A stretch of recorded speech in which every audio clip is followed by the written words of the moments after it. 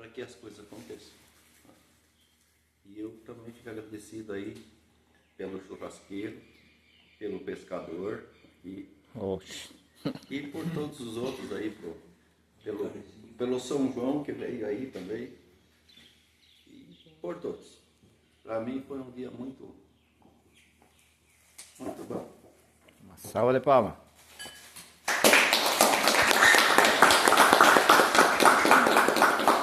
Eu agradecido que eu receber.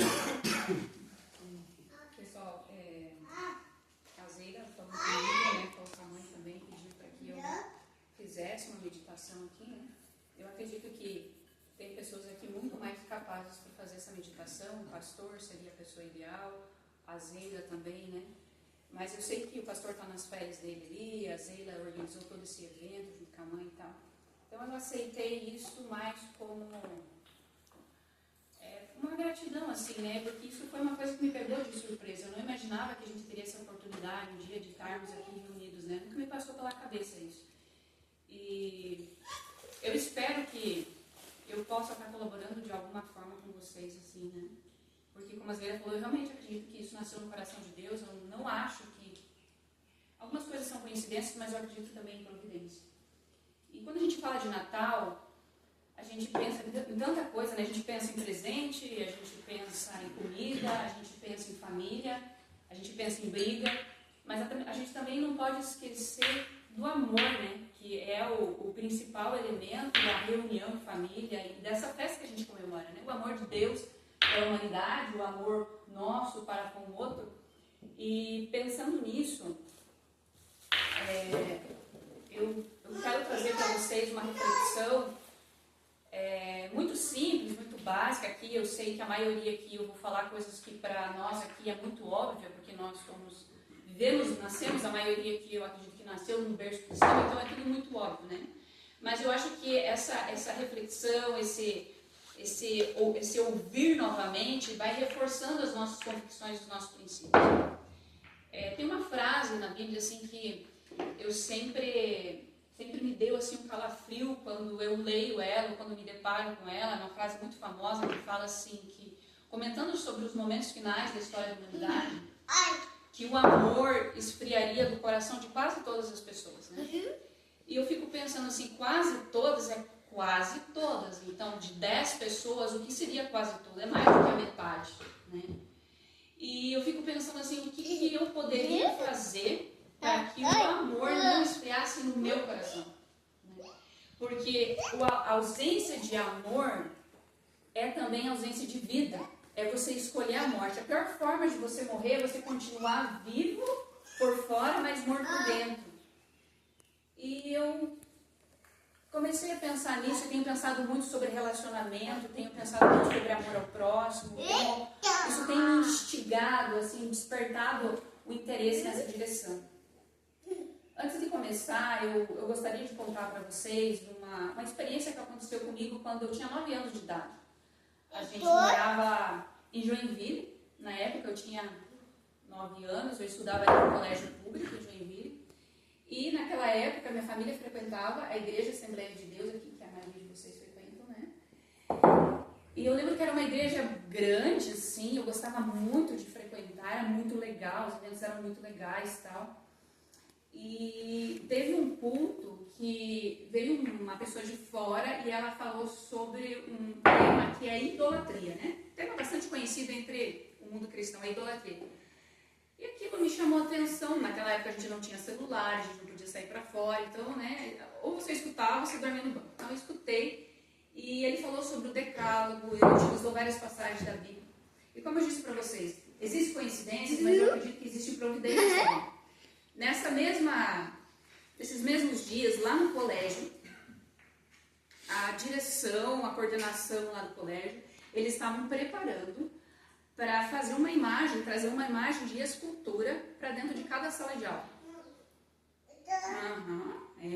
Para cada sala de aula. E antes deles fazerem, estava quase tudo muito certo, assim, meio definido isso. E antes deles fazerem isso, eles chegaram na minha sala de aula e perguntaram assim, tem alguma criança aqui e tal que se opõe a essa prática? E veio na minha mente um pensamento muito forte. fala o que você sabe.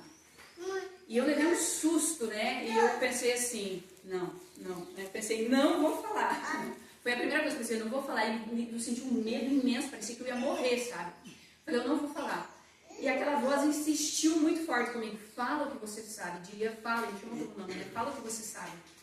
E eu levantei a mão, e eu era uma pessoa muito quieta, eu até ainda sou assim, né? E daí eu levantei a mão, e a professora olhou para mim, tomou um susto, porque eu não me manifestava muito. Ela falou, Dilian, você não quer? E não, eu tomei um susto e falou, por que você não quer? Eu estava torcendo para ela não fizesse essa pergunta, né? Por que eu não queria? E eu pensei, e falei, professora, eu falei mais ou menos assim, né? Parafraseando, falei, professora, eu não quero, porque essa não é a vontade de Deus, né? Deus fala que não é para a gente fazer imagem de escultura de nada que está acima do céu, nem embaixo da terra, que não é para a gente venerar, que não é para a gente prostrar e tal. E expliquei para ela isso. Eu falei, eu sei que muitas pessoas acreditam que ao fazer isso, está fazendo algo bom, mas na verdade não está fazendo algo bom, está desagradando a Deus ao fazer isso. E está dando louvor, eu me lembro que falei isso, você está dando louvor ao inimigo de Deus. E quando eu falei isso, eu me preparei emocionalmente para olhar para todos os meus colegas de sala de aula e ver eles dando gargalhada. Porque na minha cabeça eles iam dar muita risada de mim, né? Porque eu era crente da sala de aula, né? Eu não sei se as crianças nessa idade tinham consciência, mas eu tinha consciência que minha religião era diferente dos outros. E quando eu esperei assim, ninguém deu risada. Ficou um silêncio assim sepulcral na sala de aula e a professora ficou paralisada, ela não conseguia se mexer. E eu olhei assim para os meus colegas, estavam todos eles olhando para mim assim, sabe? E eles estavam aterrorizados, porque não com o que eu havia falado apenas, mas com o que eles haviam feito e o conhecimento que eles não tinham a respeito disso, né? E a partir de lá para cá, eu comecei assim a prestar mais atenção às leis de Deus, né? Claro, eu sendo adventista, para mim o decálogo é uma coisa muito importante, né? Eu não quero aqui trazer as minhas convicções religiosas, não é essa a minha intenção, mas eu gostaria de trazer o decálogo para mostrar algumas coisas que eu tenho visto assim da beleza do caráter de Deus, principalmente em questão de relacionamento. Quando a gente olha para o decálogo, a gente vê coisas ali que são a solução para a nossa sociedade hoje e as pessoas não se dão conta disso, sabe? Então, teve uma vez que me convidaram, e a partir desse momento, na minha caminhada, eu tenho analisado muito isso. E teve uma vez, eu trabalho com um clube de desbravadores, que é uma espécie assim, de tipo como se fosse escoteiros, legendários, sabe? Tanto para meninos quanto para meninas. A gente trabalha de 10 a 15 anos e eu também sou professora dos primários, né? Então, ali a gente trabalha o mental, a gente trabalha o físico, a gente trabalha o espiritual. Eu sou responsável pelo estudo bíblico, sou responsável pelas meditações, sou responsável pelas brincadeiras que envolvem os temas bíblicos, né? Então dá um trabalho desgraçado. E boa parte dos meus últimos anos eu tenho me dedicado ao trabalho voluntário, não de forma integral, mas quase, né? E teve uma vez que eu fiquei responsável por falar para eles sobre os 10 mandamentos.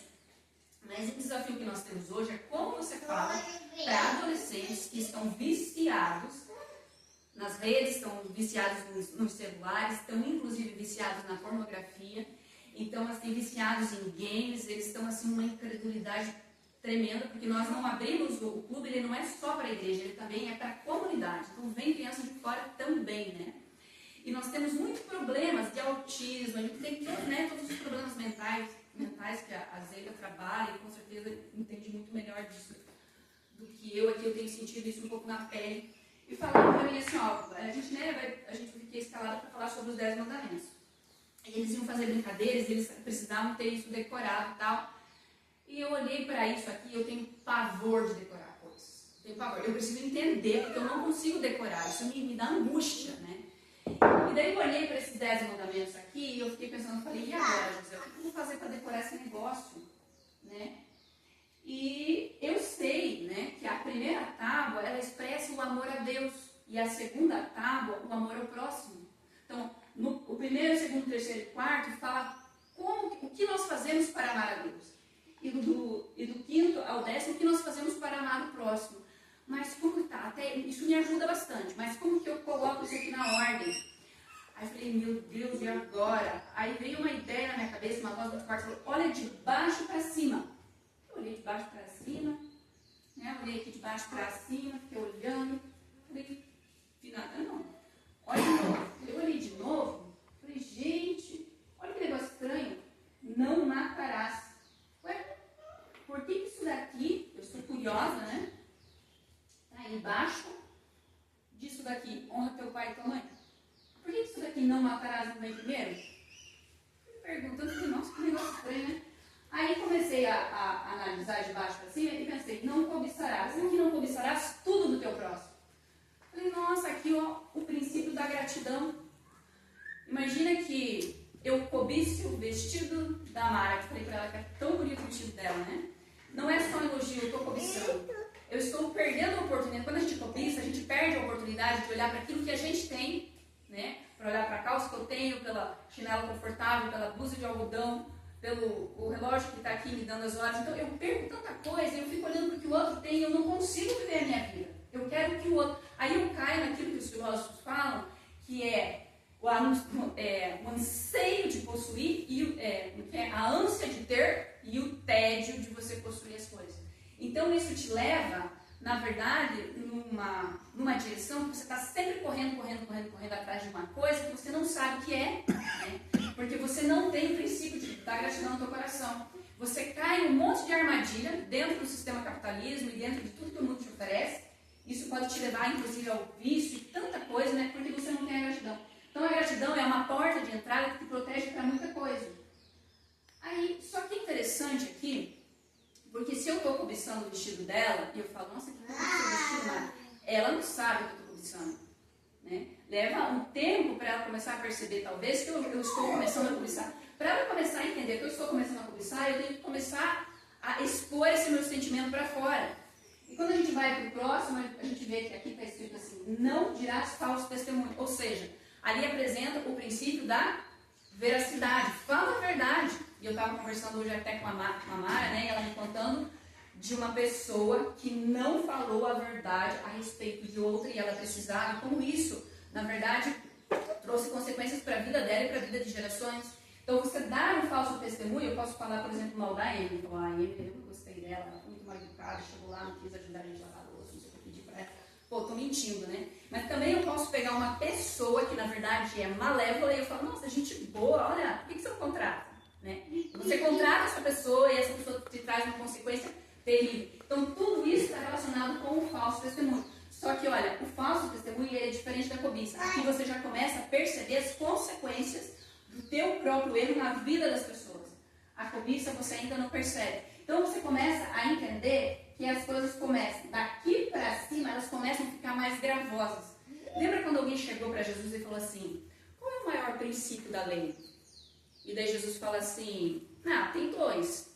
Ama o Senhor de todo o teu entendimento, de toda a tua alma, de todo o teu coração. E ama o teu próximo como a ti mesmo. Ele fala o resumo da lei, né? Ele diz que na verdade não existe o maior. Só que eu fiquei pensando assim, não existe o maior. Mas existe aquele que você vai quebrando, vai te trazendo maiores consequências.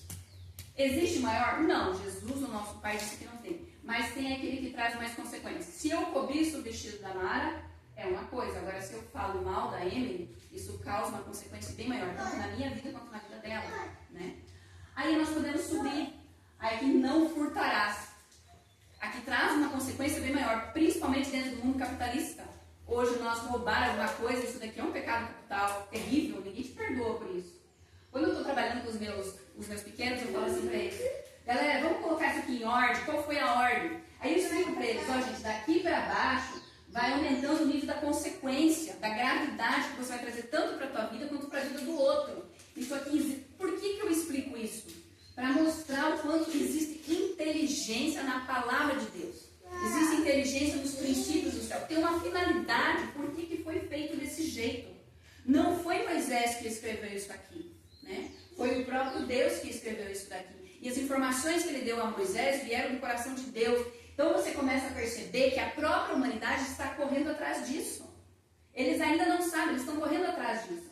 Aí eu coloco para eles o que eles fazem. Eles colocam, não cobiçarás, eles colocam embaixo, porque eles já percebem que traz uma consequência menor, está dentro da tua cabeça esse pecado. Não mentir, né, sobre a imagem, e eles trocam aqui, eles falam que o adultério é menor do que furtar. Na cabeça deles, furtar é um pecado bem maior. Nós vivemos uma sociedade capitalista e eles entendem que roubar é um negócio terrível. Eu falei, tu acha? Claro, professora, terrível roubar. Eu falei, tá bom, então pensa assim, eu falo, né, eu converso com eles assim de uma forma muito direta, aí eu falo para eles, então tá bom, você tem um carro, roubaram o carro da tua família, você vai a pé para a igreja, vai no sol, vai suar, você vai a pé para o colégio. Agora tem uma vizinha que mora lá no lado dessa casa, uma pessoa bem malévola, assim, ela não teme a Deus. E ela gostou do seu pai. E ela começa a dar em cima do seu, ela começa a querer conquistar o seu pai, ela quer sair do seu pai, e o seu pai vai embora com essa pessoa. E você fica só com a sua mãe. Teve algumas crianças que olharam para mim assim, e falaram, eu mato.